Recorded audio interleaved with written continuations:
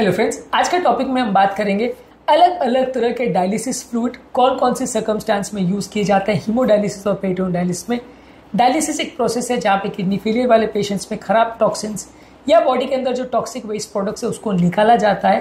पर अलग अलग सर्कमस्टांसेस में अलग अलग तरह के फ्लूइड्स का प्रयोग किया जाता है। ये फ्लूइड का सिलेक्शन किस क्राइटेरिया पे होता है और कौन से सर्कमस्टांस में कौन सा तरह का डायलिसिस फ्लूइड का प्रयोग होता है, इसको हम बात करने का प्रयास करेंगे। टॉपिक को डिस्कस करने का पर्पस ये है कि डायलिसिस के बारे में एक ओवरऑल अवेयरनेस बन जाए कि एक बहुत सिंपल इशू नहीं है, बहुत कॉम्प्लिकेटेड इशू, कई चीज़ों का प्रयोग इसमें होता है, कई चीज़ों का ध्यान रखा जाता है जिसके बेसिस पे रिजल्ट्स का वेरिएशन होता है। ये कॉन्सेप्ट को आप समझ पाओगे तो आप बेटर वे में अपने पेशेंट का मैनेजमेंट समझ पाओगे और उसके संबंधित लाइफ के इश्यूज़ को समझ पाओगे। ये सारी चीज़ों को आज हम डिस्कस करने का प्रयास करेंगे। टॉपिक पर जाने से पहले जो लोग हमारे चैनल पर नए हैं मैं रिक्वेस्ट करूँगा कि चैनल को सब्सक्राइब करें, वीडियोज़ को लाइक करें, शेयर करें, फॉलो करें, कमेंट करें, पूरा देखें। टॉपिक इंपॉर्टेंट है, इसे एंड तक देखिएगा। चलिए शुरू करते हैं।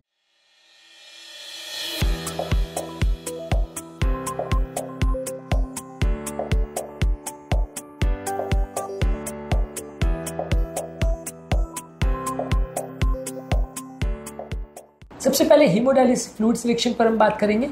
हीमोडायलिसिस में अगर पोटेशियम ज्यादा हो तो आप डायलिसिस फ्लूइड में लो पोटेशियम का प्रयोग करेंगे, यानी 1 to 2 मिलीग्राम पर लीटर पोटेशियम होगा ताकि ये बॉडी का एक्सेस पोटेशियम निकाले। बेसिकली कॉन्सेप्ट ये होता है कि फ्लूइड में जो पोटेशियम और बॉडी का जो पोटेशियम है उसमें जो डिफरेंस होगा उसके हिसाब से पोटेशियम या तो अंदर जाएगा या बाहर जाएगा। मान लीजिए बॉडी में पोटेशियम ज्यादा है, फ्लूइड में कम है, तो बॉडी के अंदर से फ्लूइड में आ जाएगा, तो एक्स्ट्रा आप उसको निकाल के फेंक दोगे। अगर मान लीजिए बॉडी में अगर पोटेशियम लो है और फ्लूइड में ज्यादा है तो फ्लूइड से पोटेशियम बॉडी में जाएगा, और बॉडी में अगर पोटेशियम की कमी है तो करेक्ट किया जा सकता है। तो बेसिकली डायलिसिस फ्लूइड और बॉडी के जो लेवल्स है उसमें जो वेरिएशन है उसके हिसाब से डिसाइड होगा कि कोई कंटेंट अंदर जाएगा या बाहर जाएगा।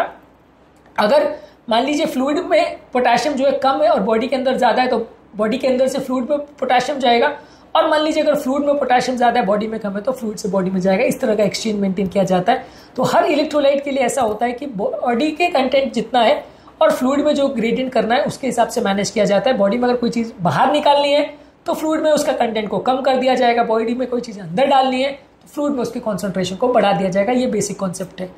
अगर उसी तरह से कैल्शियम बहुत ज्यादा है बॉडी के अंदर और बॉडी में बहुत ज्यादा विटामिन डी और कैल्शियम सप्लीमेंट्स आपने दिए तो वहां पे आप लो कैल्शियम डायलिसेट का प्रयोग करोगे जिसमें 2.5 मिलीग्राम पर लीटर का प्रयोग किया जाएगा। ये बॉडी के अंदर से कैल्शियम को बाहर निकालेगा। बॉडी में मान लीजिए कैल्शियम बहुत लो है, पैराथायरॉइड हार्मोन सप्रेशन हो गया है या ऑस्टियोपोरोसिस हो गया, हड्डियां कमजोर हो गई, आप हाई कैल्शियम डायलिसेट का प्रयोग करेंगे जहां पे 3.5 मिलीग्राम कैल्शियम से ज्यादा होगा, वो बॉडी के अंदर कैल्शियम को पहुंचाएगा तो कैल्शियम की कमी कम हो जाएगी। मान लीजिए बॉडी में मेटाबॉलिक एसिडोसिस है और एसिड कंटेंट ज्यादा है, आपको उसको बाहर निकालना है तो आपका डायलिसेट जो सोल्यूशन है वो बाइकार्बोनेट बेस्ड होगा ताकि बाइकार्बोनेट बाहर से अंदर जाए और एसिड को न्यूट्रलाइज करे।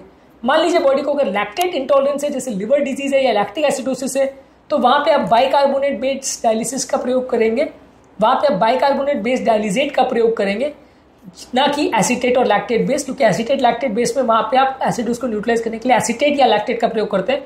तो अगर लैक्टेट ऑलरेडी बॉडी में ज्यादा है और आपको नहीं देना है तो वहां पे बाइकार्बोनेट का प्रयोग करेंगे ताकि अंदर जाने में वो बहुत ज्यादा लैक्टिक एसिडोसिस ना कर दे।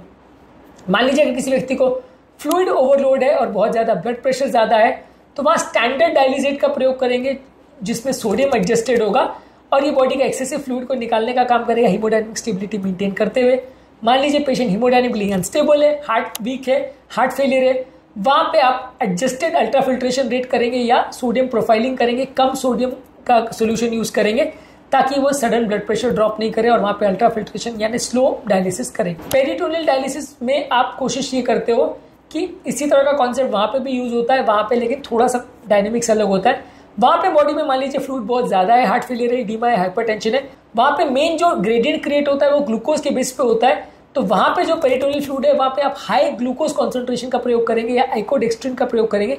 यहाँ पे ग्लूकोज का कॉन्सेंट्रेशन 2.4 से 4.25% होगा। ये बॉडी के अंदर से ज्यादा पानी को खींचेगा और बाद में आप उसको उठा के फेंक दोगे तो बॉडी का पानी निकल जाएगा। डायबिटीज में आप क्योंकि नहीं चाहते हो कि ग्लूकोज बॉडी के अंदर बहुत ज्यादा शुगर लेवल बहुत नहीं बढ़े तो यहाँ ग्लूकोज के बदले आप आइकोडेक्स्ट्रिन बेस्ड पेरिटोनियल फ्लूइड का प्रयोग करेंगे ताकि ग्लूकोज अब्जॉर्प्शन बॉडी के अंदर ना हो और पेशेंट का शुगर कंट्रोल ना बिगड़े और बॉडी के अंदर से जो पानी है वो निकल जाए। मान लीजिए किसी व्यक्ति को मैल न्यूट्रिशमेंट है या बॉडी में प्रोटीन की कमी है तो वहां पे आप amino acid based peritoneal fluid का प्रयोग करेंगे जो बॉडी के अंदर अमीनो एसिड को भेजेगा। यहाँ पे ग्रेडियंट डेवलप करने के लिए आप अमीनो एसिड का प्रयोग करेंगे, अंदर से पानी को खींच लेगा, बदले में अमीनो एसिड अंदर दे देगा तो बॉडी में अमीनो एसिड भर जाएंगे, प्रोटीन की कमी दूर हो जाएगी। मान लीजिए बॉडी में मेटाबॉलिक एसिडोसिस है, तो वहां पे आप बाइकार्बोनेट बेस्ड फ्लूइड का प्रयोग करेंगे और ये एसिडोसिस को बेटर करेक्ट करता है as compare to lactate based peritoneal fluid. मान लीजिए बहुत ज्यादा पेरिटोनियल डायलिसिस आपने कर रही है और मेम्ब्रेन का फेलियर हो गया, मेम्ब्रेन प्रॉपर काम नहीं कर पा रहा है, तो उस तरह के पेशेंट में आप आइकोडेक्स्ट्रिन बेस्ड फ्लूइड का प्रयोग करेंगे। ये बॉडी में एक्सेसिव फ्लूइड रिटेंशन को कम करेगा, बॉडी में बहुत ज्यादा पानी नहीं भरेगा और ठीक ठाक डायलिसिस हो जाएगा, तो अत्यधिक पानी का ओवरलोड बॉडी में नहीं होगा। ये एडवांस पेरिटोनियल डायलिसिस वाले पेशेंट में जहां पेरिटोनियल डायलिसिस मेम्ब्रेन काम नहीं कर रही है या अच्छे से काम नहीं कर रही है, वहां पे इसका प्रयोग करते हैं। तरीका बस यही है कि बॉडी में कितना पोटेशियम है, कितना कैल्शियम है, कितना ग्लूकोज है, कितना एसिडोसिस है और क्या फ्लूइड स्टेटस है, ये मेन डिसाइडिंग फैक्टर्स रहते हैं जिसके बेसिस पे डायलिसिस का फ्लूइड सिलेक्ट होता है। पोटेशियम अगर बाहर निकालना है तो बाहर का कॉन्सेंट्रेशन कम, अंदर का कॉन्सेंट्रेशन ज्यादा। कैल्शियम बाहर निकालना है तो बाहर का कॉन्सेंट्रेशन कम, अंदर का कॉन्सेंट्रेशन ज्यादा। ग्लूकोज अगर आपको मान लीजिए बॉडी में अंदर भेजना है या बाहर निकालना है तो उसके हिसाब से आप प्रयोग कर सकते हैं। डायबिटीज पेशेंट में आइकोडेक्स्ट्रिन का प्रयोग कर सकते हैं जो कि ग्लूकोज अंदर नहीं भेजता है। एसिडोसिस हो तो बाइकार्बोनेट वाले का प्रयोग कर सकते हैं, दोनों हीमोडायलिसिस और पेरिटोनियल डायलिसिस फ्लूइड में। और पानी अगर ज्यादा निकालना हो तो आप हीमोडायलिसिस में सोडियम प्रोफाइलिंग करते हैं और पेरिटोनियल डायलिसिस में हाई ग्लूकोज कॉन्सेंट्रेशन रखते हैं जो कि ज्यादा पानी को निकालने में प्रयोग किया जाता है। तो बेसिकली अलग अलग सिनेरियोज के हिसाब से बॉडी में अलग अलग इलेक्ट्रोलाइट्स के हिसाब से डायलिसिस फ्लूइड का चयन होता है। ये नॉलेज थोड़ी सी इंपॉर्टेंट है ये जानने के लिए कि अलग अलग सिनेरियोज में क्या क्या चेंजेस किए जाते हैं जिसके बेसिस पे बॉडी का वेरिएशन होता है और क्यों पेशेंट में अलग अलग टाइम्स पे अलग अलग फ्लूइड्स का प्रयोग किया जाता है। ये कॉन्सेप्ट को बस समझना आपके लिए जरूरी है, ज़्यादा डिटेल्स में आप नहीं भी जाओ तो भी बस इतना समझ लीजिए कि ये अलग अलग फ्लूइड्स का सिलेक्शन अलग अलग पेशेंट के लिए इंपॉर्टेंट होता है। उम्मीद करूंगा कि आज के टॉपिक में कुछ नई बातें जानने को मिली होगी। जो लोग हमारे चैनल पर नए हैं मैं रिक्वेस्ट करूंगा चैनल को सब्सक्राइब करें, वीडियोस को लाइक करें, शेयर करें, फॉलो करें, कमेंट करें, पूरा। Thank you.